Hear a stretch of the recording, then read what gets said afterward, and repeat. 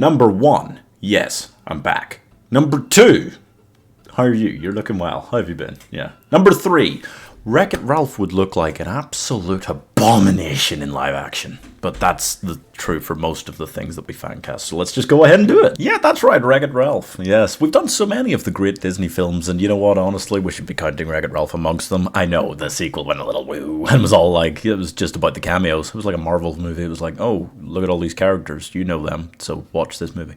But it was the original idea. Great. Great original film. Wonderful. That final scene where he's like pummeling into the Mento Mountain and he's like, I'm bad and that's okay. It gets me, man. It gets me every time. But who could actually play the infamously huge, super jacked Ralph in live action? That's a hard one. Firstly, because he is a massive meme. Just the entire style of the character. He's really lovable. Dumb, kind of, yeah, no, yeah. He's not a normal kind of comedy. He fits such a unique slapstick style, which is very hard to translate into live action. There are very few actors who can really do that justice, but John Cena is one of them. I've used John Cena a lot in the past for these sorts of things. This sort of role is very specific. There are other actors out there who can do it, yeah.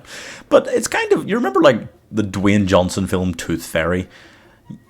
When he would just come out of wrestling and started acting, he was doing that kind of role where it was very dumb. Obviously dumb, God, it was bad. But it fit this style of hanging around with a kid, being this punching bag, big muscly guy, and it's funny because he's dressed as a princess, whatever, lol. John Cena fits that no matter how long it's been since he was in a wrestling ring. He's stayed that memey. So he'd be perfect for Ralph. Yeah. Vanellope von Schweetz is a fantastic character. And it's very difficult because, again, in animation, it was Sarah Silverman playing her, like a 40-year-old woman with a long history of comedy. So it's an incredibly difficult role to cast for live action because you actually need a child. Yeah. It doesn't have to be a super young one. You could get away with her being a little bit older, but you still need a child actor to play this role. Someone who actually comes across that confident and humorous and viable as basically a leading character at a very young age. And that is difficult to find. Yes. Don't say Millie Bobby Brown in the comments. Please. I want to cast a child for once and not hear Tom Holland and Millie Bobby Brown in the comments. Guys, come on. There are other children. Like Ariana Greenblatt. That's right. A fantastic actor. I remember, I think it was Love and Monsters I first saw her in, and she had a pretty significantly sized role, and she looked very young, and I thought, wow, the confidence, the acting in that performance, it was great. And I've seen her a few other times since. She's popped up in a few things. She keeps playing the young version of just any Latina character, basically, yeah. But that's perfect. She is wonderful. She has got that confidence, that on-screen presence. Then definitely the snarky kid thing. Vanellope is a very snarky child, so she's kind of perfect for that, yeah. And there's not much more to that role. Someone who can act that confidently on screen, you can change the look. Yeah, I know. What, Vanellope's white? I don't care. Please stop. Maybe it's a little too easy. This is a very slapsticky, kid-friendly style of film. Maybe Fix-It Felix Jr. is just a little too easy to cast. He's meant to be someone who's not, let's not say, unlikable. He's not. He's a nice guy. He's just cringily nice, so we don't really like him that much either. There's an in-between. A place where you kind of go, oh, that guy, poor Ralph, so we dislike that guy, and then, he's actually quite a nice guy, and then it's kind of funny that he's with the lady who's a lot taller than he is. That's comedy. So you smell that? Yep, that was comedy you smelled. I'm going to cast Bill Hader, because again, cartoony. Larger-than-life cartoony personality in anything he's in. Doesn't matter whether it's an animated role or live action. He's always come across that way. Now, yes, you would kind of need to make him shorter if you wanted Calhoun to be way taller than him. I don't know how they would work that in live action, because Fix-It Felix is like very, very small. So you could potentially just cast a dwarf actor, but I don't know. I don't know what vibe they were going for. He's not meant to be like a small person, right? I don't know.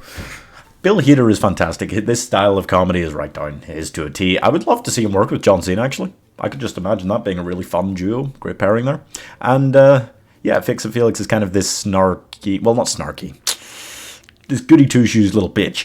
This character who starts out this... you know? And Bill Hader does those roles very well, where he's kind of a little bit too much. But then you can grow into loving him.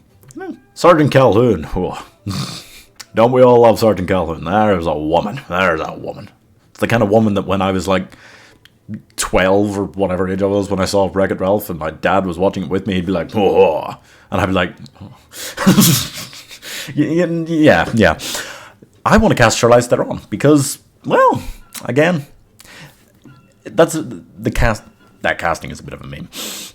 It kind of is, because Charlize Theron is the go-to, the instantaneous, what about her, of Hollywood female action badasses. She's incredible. She's also very suited to the short blonde hair. Looks great and it nails it every time. And she's young enough for Bill Hader, certainly, yeah. Not a problem. They're both in their 40s, but that's a guess. Charlize Theron would be excellent. And at the end of the day, Calhoun is a pretty serious action lady role. There's not a lot of comedy to it. There's just a lot of being a badass and then the reactions around her being the comedic thing, you know? So, easily done for Charlize Theron, I think. Now, we've seen Sonic, the film. And we've seen Sonic 2, the film. And you can't not, in live action, trying to recreate King Candy, you can't not cast Jim Carrey. You have to cast Jim Carrey. It's the same thing. It's the same role. Well, it's not quite, but he's playing the wacky side and then the crazy, scary side, you know? Jim Carrey can nail both those things. You might think the kind of crazy, scary guy right at the end, maybe he can't nail that. He can nail that. Oh, he can nail it. Jim Carrey's scary when he wants to be, yeah. And the kind of memeier kind of villain that King Candy is for most of it, yeah, Jim Carrey could do that really well in live action. It's super cartoony at that point. King Candy is so ridiculously over-the-top, silly, cartoony, wacky boy that only Jim Carrey could do it. I don't even see another option for that one, actually. That came to me very quickly, and if I'd actually stopped to think what comes after Jim Carrey on my list for that, no, there's nothing. There are a few other characters around in Candy Crush. They're not as important mostly, but I have to cast Taffeta Mutton Fudge, if only because I get to say the words Taffeta Mutton Fudge, and that's wonderful. I love to say that. I'm going to cast McKenna Grace for that. I feel partly like she's due a bad girl role. McKenna Grace is such a sweet, innocent child actor. She plays the young version of every white female actor, literally. Oh, so many of them. And she's always these goody two-shoes roles. Ghostbusters Afterlife, she was this nerdy young kid. Genius. Oh, yes. Gifted, she was this nerdy young kid. Genius. It would be nice to see her in this kind of like bitchy role. And I think she'd pull it off very well. I think the kind of snarky... while also looking like Jojo Siwa, it would work well for her. I think she'd come up with that very funnily. I think it'd be very nice. And then you can surround her with other, I don't know, similarly horrifying looking characters. Oh, if they did this in live action, they'd put Jojo Siwa in it. Sir Bill is just this fun little extra character. Just pops up in a scene or two, and the way he talks is very fun. Because it's like, Sawyer, he's unhappy. You get it? Joke. Comedy. Oreo. The thing's full of it. It's wonderful. Sawyer Bill, I need to cast Rowan Atkinson. Because if you have someone who's only going to be on the screen a little bit, but makes a big impact, it should be Rowan Atkinson. Have you seen Love Actually? Come. Find my mind often drifts to Love Actually. And finally, Mr. Stan Litwick. It's such a lovely old guy. Runs his arcade. He loves it. He loves the characters like they're people. But they are. Isn't that the point of every Pixar movie? It doesn't matter. I would love to cast Denzel Washington. Because is there any better kindly, grandfatherly character in cinema than Denzel Washington? The grandfather from The Princess Bride. My mind also often drifts to The Princess Bride. Denzel Washington would be wonderful at it. It's a pretty small role again. Him and Rowan Atkinson's just fun cameo roles for the adults, while Jojo Siwa or whoever the fuck they get for Candy Crushes. It's just on screen. That'll be awful. Please don't. Yes, that's all for this one, folks. Get a membership. Let me know, using your membership, what fancast you want to see next. What 1 minute reviews you want to see next. Hopefully, won't be 3 months before the next one. Who knows? Maybe it will.